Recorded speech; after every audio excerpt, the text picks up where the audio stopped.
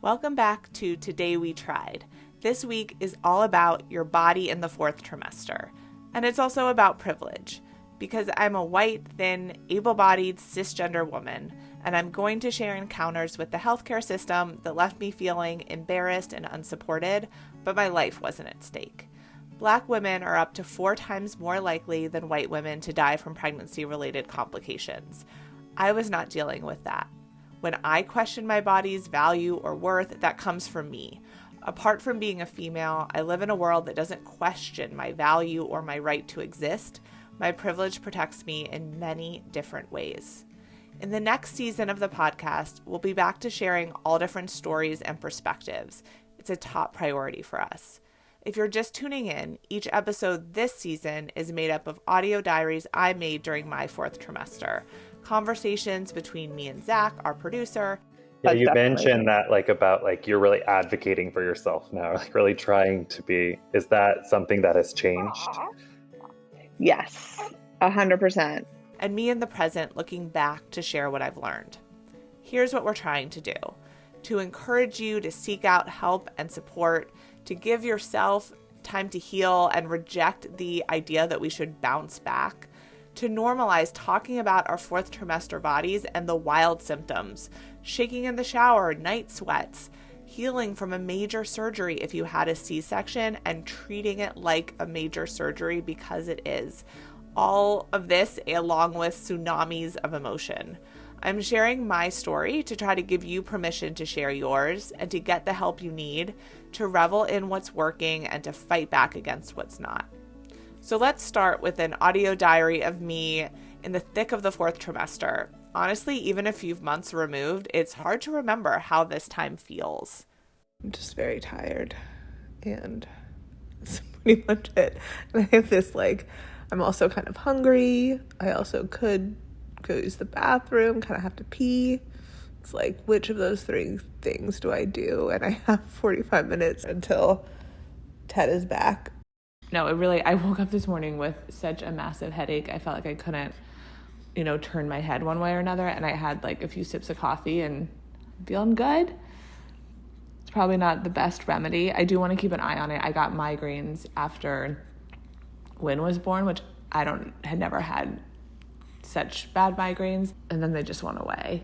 There's so much stuff in the postpartum time that are strange symptoms. And there's certain things you need to look out for and call the doctor, but a lot of it just seems to kind of come and go as your body's adjusting.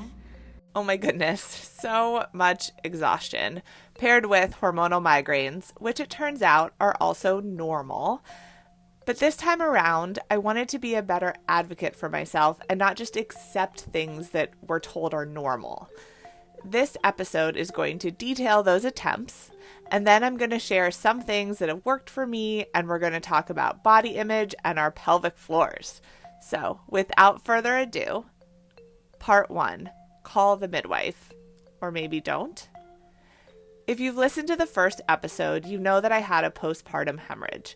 I had amazing doctors and nurses who stopped the bleeding, but to do that, they had to reach all the way up inside my uterus to clear the blood clots.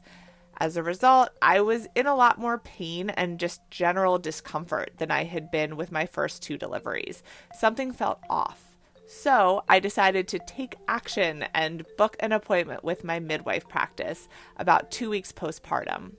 I am going to a little checkup with my midwife this morning. I'm just not sure everything is healing correctly, and I just want someone else to look at it. Unfortunately, the appointment didn't go as I had hoped.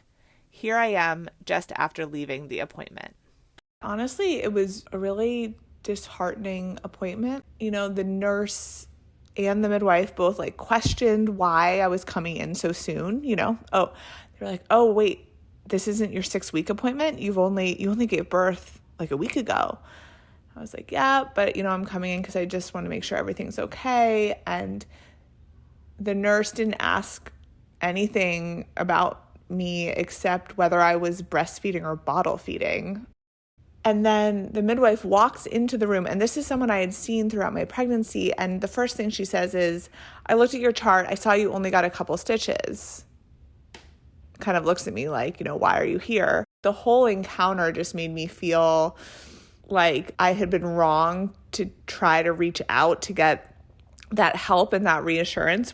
It just doesn't feel like it has to be that way. And like such a little bit of compassion, like even a question of like, how are you? How are you feeling? Taking that step back really is all I was looking for. The state of postpartum care for women and birthing people in the US is like abysmal compared to what is done in other countries in terms of physical therapy, in terms of, visits to the home. But to experience it today was just a different thing. It just made me sad, honestly. And I have this feeling of embarrassment, and I've been holding on to this feeling of embarrassment. We'll talk more about that. But first, my second encounter with the healthcare system. Part 2. My trip to the ER, or drink more water. I will start by saying that I did try to get help sooner this time around. With my third win, I had really bad digestive problems postpartum, vomiting, diarrhea, cramping. It was the worst. And this went on for weeks and I didn't do anything about it. Here's me and Zach talking about it. I was like really throwing up like every third night. I would be like really sick, and I just let it go for like 6 weeks and was like, oh, maybe that's just a postpartum symptom. I just didn't do anything about it. And this time that happened to me 2 nights ago, and I already have an appointment with like a primary care doctor to try to figure it out.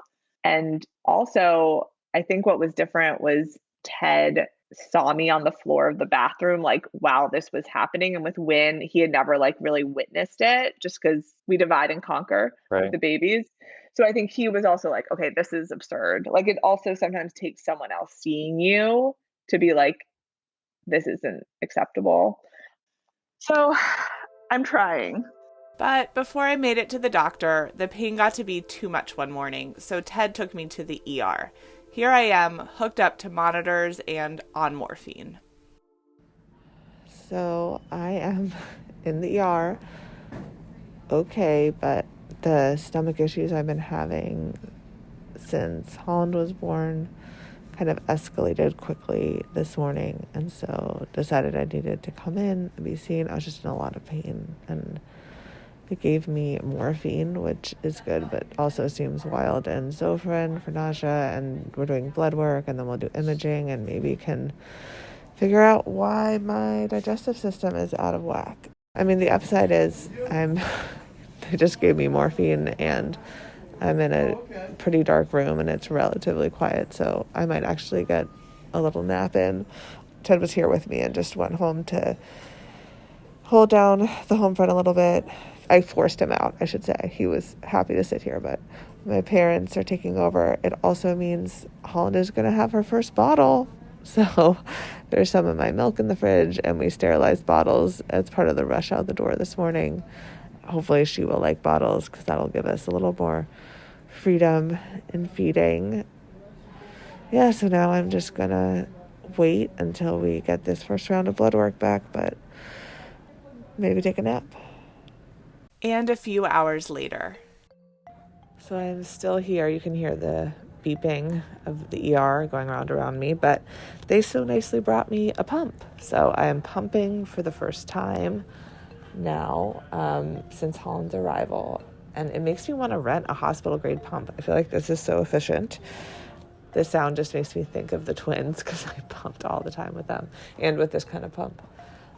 Holland had her first bottle while I was here, and it seemed to go well. She drank it all. A little bittersweet, but, trying to think of this as a chance to have some other people help with the feeding and maybe get us some sleep.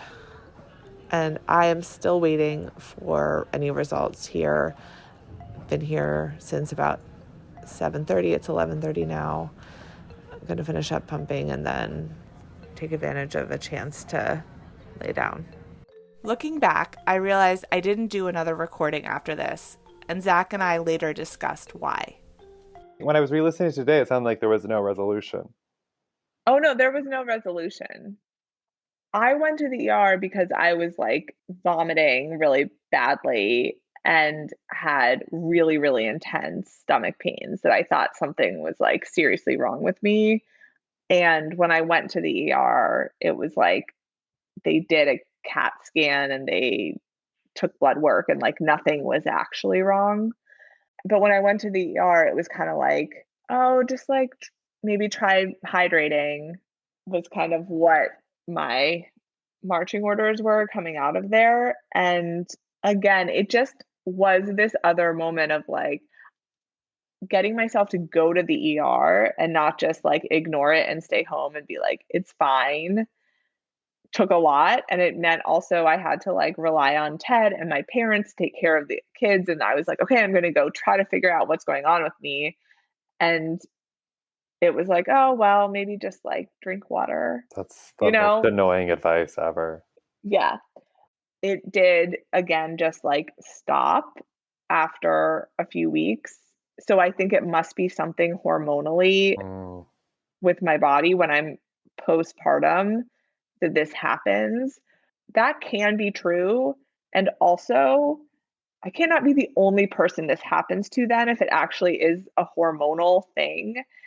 And also, what can you do to help me while I'm going through this? This is what I think. Something can be not an emergency. It can be quote unquote normal.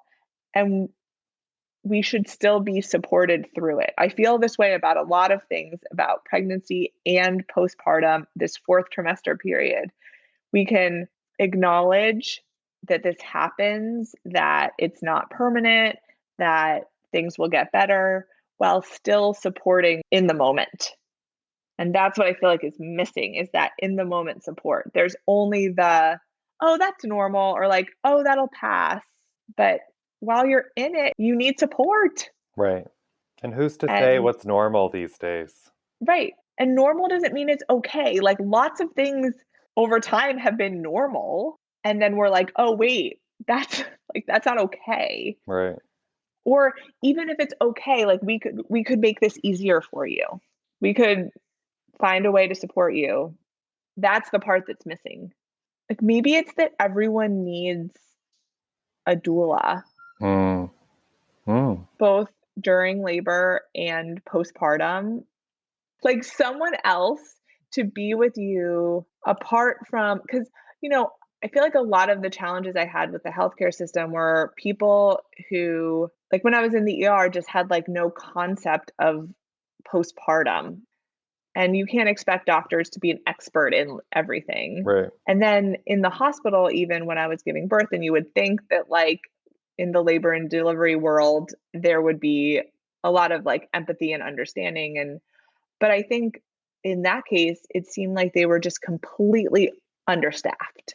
And I had great nurses. I really did have wonderful nurses. Right. But like, I think people during this period need more support. They just need someone who's an expert, and it shouldn't be so hard to like have access to that. And I can only imagine like if this is the experience you're having as a white woman, like the experience like all across the spectrum, what that must be like. I mean, it's very eye-opening to me, this whole conversation just with you about like your experience, but like I can just imagine the experiences that everyone's having. So what can we do to support ourselves in the fourth trimester while our bodies are healing? And even if we aren't the person who gave birth, we're operating on no sleep and our emotions and hormones are going wild. Which brings us to part 3, don't accelerate. My big idea here is that everyone should have access to a postpartum doula, someone focused on you. There is so much focus on the new baby. How are they growing? How are they sleeping? How cute are their toes? And I mean, they are very cute. But we need more focus on the parents. Here are some smaller ideas that have worked for me. Slowing down, letting myself off the hook, saying yes to help, and knowing that I'm worth advocating for and taking up space and time. Or at least telling myself that as I try to believe it. Also trying not to get too attached to a certain timeline for when you'll feel fully healed and like yourself. The fourth trimester is a time when you're building a whole new identity in many different ways, and it takes time. Also, affirmations. Here I am chatting with Zach. I think what I try to think about, and I'm thinking about this physically too, is it's taking a little longer for my body to feel normal. It's going to take me longer than I anticipated to feel Like I was able to accomplish more than one or two things in a day. But, I can't slow down, but I can try to resist accelerating in this season. That's what I'm thinking about. Take it day by day. Don't make big pronouncements about what I'm going to accomplish. Just get done what I can. Make sure I'm communicating with family members, with members of Team Kalugo to make sure that we're prioritizing well and in a way that everyone feels supported. So that's the goal. Just don't try to accelerate right now because it's not going to work. You asked for help and I asked for help. I asked for help a lot. Like, I remember when we were coming home from the hospital, my parents had been taking care of the 3 other kids, like, all weekend along with my sister. And my mom was like, "Oh, we'll get out of your hair so when you get home, it can be like you and the big kids." And I was like, "No, no, please stay." Like, please. and then they were gonna leave to let us have dinner. And I was like, "Do you just want to stay?" I was like, "We'll order takeout if you want to stay." So I definitely have been saying yes to all of the offers for help in a way that I didn't before, or I would have felt like, "Oh no, it's fine." And now I'm like, "Yes, I will take it." Okay, time for an affirmation. This might sound silly and you might be faking it till you make it. Honestly, I am too much of the time. But self-talk is really powerful and it's something we can control during this out of control time. Let's start with, I am worth the effort. Say it out loud. I am worth the effort. And while we're talking postpartum bodies, I want to close with talking about body image stuff that I'm guessing comes up with everyone. How your clothes fit, what you look like. It can feel like your body isn't your own. Plus, everyone likes to comment on it, which starts during pregnancy, of course. I don't know. I feel like it goes back to even when you're pregnant and it's like they like are trying to touch your bump and like asking how the baby is. Like, "Oh, look at your bump." They're commenting on your belly instead of being like, "So how are you?" This poor girl that I work with, she sits right by me. She's pregnant. And it's like the comments and questions that people ask her every day. I want to be like, can you not? Like, they'll be like, "Ooh, you're about to pop." She's like, "I have 6 months. So I'm actually not about to pop." Yeah, this was my first time being pregnant in like more of the springtime when my bump was out more instead of wearing like a big winter jacket, you couldn't really tell. And I would just be walking down the street and from like across the street, like far away, I would get people calling out and being like, "Oh, I bet it's a boy," or like, "You're about to pop," or all these things. And I was like, and then if you don't smile at them and be like, "Hi," and you get all sorts of like rude. They're like, "Well, that was rude," or like, "Put a smile on your face." Oh, Right. So now you're postpartum and your belly is suddenly something you're supposed to make disappear. You're supposed to bounce back. But for me, what's really helped is trying to accept that this is my body, full stop.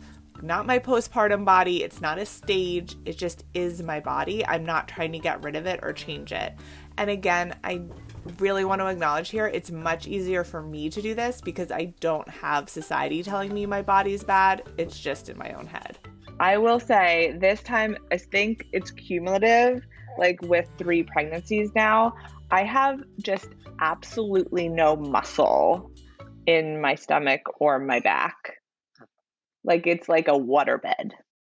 That's the best I could do as an analogy. I don't even know. I It can seems very visualize foreign it. to me. Yeah. Yeah. I'm lucky because I'm at home working, so I'm wearing like a t-shirt and athletic shorts. And so it's not like I'm like, do I fit into my pre-pregnancy clothes? It's just like my body. It doesn't really matter what you weigh. It's like your body is just really different. It just is like things move around and you just yeah, so I need to do something about my my midsection. I just feel like I have no support at all. You had mentioned like about postpartum body image. You Yeah. were interested in that. Like, I am interested to see. I mean, I think for me, I've always had like I don't like love my stomach even. It's just not my just like rather not look at it. And I've also had a lot of like digestive health issues like through my life. It's been kind of like a constant thing. So that's always been like a part of my body that causes me like pain, and I just don't always love the way it looks. And so that's one part of being pregnant. I feel like I don't think about my stomach during that time in the same way, because it's like, oh yeah, it's supposed to be like sticking out. Like that's just how it works. Mm-hmm. And then since Fritz and Lark, I have the ab separation that people get that I'm sure I can do physical therapy sometime and fix, but I just never have. And so I do have like that like pooch. How do you say that? A pooch. Yeah. Like my stomach just goes out always. And right now, of course, it's more so than normal because I've like had a baby 3 weeks ago.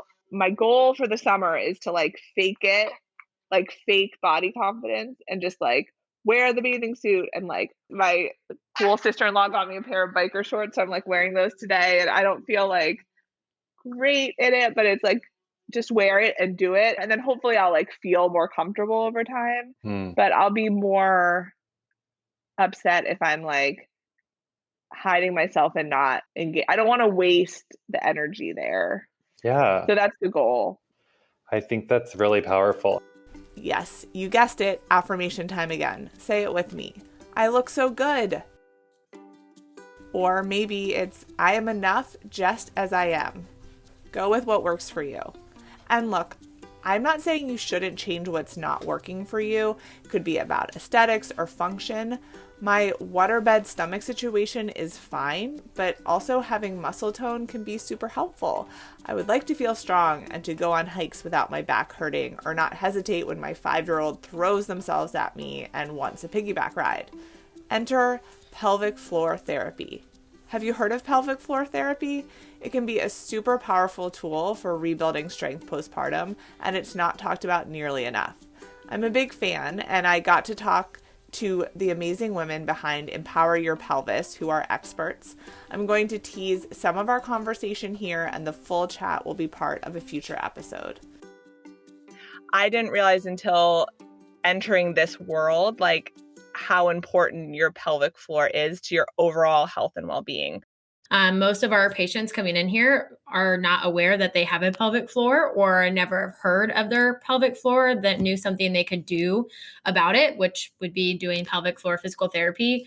We tell patients so many times, people come in and they think their pelvic floor is just for their, urinary system or bowel system or, sex and have babies. But we tell them all the time, we see this in our runners. We see dysfunction in your pelvic floor, and our day-to-day, workers in a factory moving things back and forth. The pelvic floor is very functional, and it helps you with standing and breathing and walking and running and stairs and all those things, bending and lifting, that I think if we can also understand that it works with your whole entire body and not just pee, poop, and sex, I think people will be like, oh, well, maybe I should go get that checked out. These are muscles. We rehab other tissue in multi directions like we would with a runner. We just wouldn't send you in forward facing. We'd start going like lateral movements out to the side or behind your back. And that's what we need to be doing with the pelvic floor too. It moves in so many different ranges of motions that if we could start thinking like, you rehab your knee, do this, let's rehab the pelvic floor and get you back sooner without compensating for a year postpartum.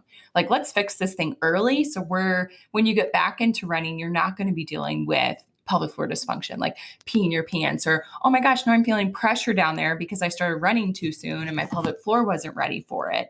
Or diastasis recti, like now my abdominals are, way more separated than they were when I gave birth. Why is that happening? Like, we need to make sure those muscles are communicating well together so we don't have that overcompensation creating more dysfunction down the road.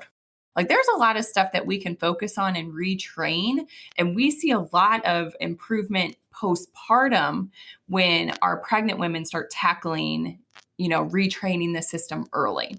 Because you're not prepping, just for that baby, or women are, but like that's a marathon. So how are you training for that marathon? Are you training to have a sprained ankle at the end, which would be just normal childbirth? Are you going to have like a broken ankle, which sounds so dramatic now that I'm saying it, but like would be like a cesarean delivery or a grade 4, grade 3 tear. Like that's going to take a little bit more of a recovery than just a sprained ankle. And then that 4th trimester is like the walk after the marathon. Are you going to be really sore? Are you going to be dehydrated? Like, there are things that we need to, we know, we've seen enough pregnant women that it's a really smart idea to start training and prepping the tissue early on.